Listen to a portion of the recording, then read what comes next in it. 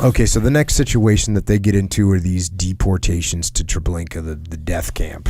And here we go, back to the book. While the policemen did not know precisely where the Jews were being sent or what was being done with them, it was all clear and well known to all of us, as Heinrich Steinmetz admitted, that for the Jews affected, these deportations meant the path to death.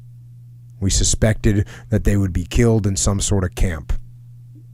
Spared direct participation in the killing, the men of Reserve Police Battalion 101 seem scarcely to have been disturbed by this awareness.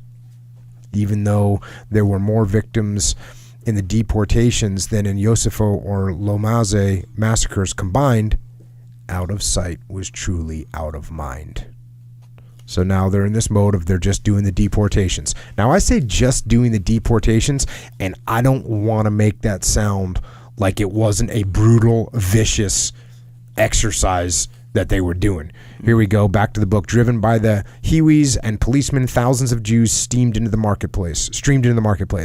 Here they had to sit or squat without moving or getting up. As the hours passed on this very hot August of the late summer heat wave, many Jews fainted and collapsed. Moreover, beating and shooting continued in the marketplace. And I don't know if I quoted this in here or if I'll get to it, but these guys, they're shooting people. They also bring out whips. So they're whipping people. It's brutal. Back to the book. One final horror was reserved to the end, for the train cars now had to be loaded. While the Hiwis and security police packed 120 to 140 Jews into each car, the reserve policemen stood guard and observed.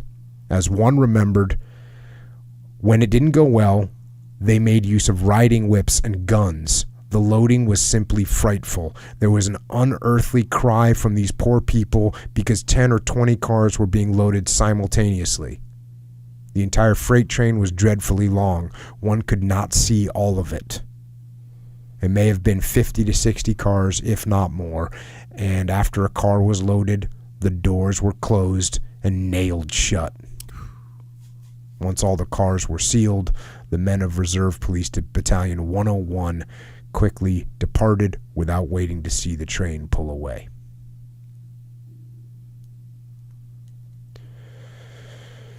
These guys did their little part of the job, and they're going to walk away now. But yeah, it's a nightmare scenario.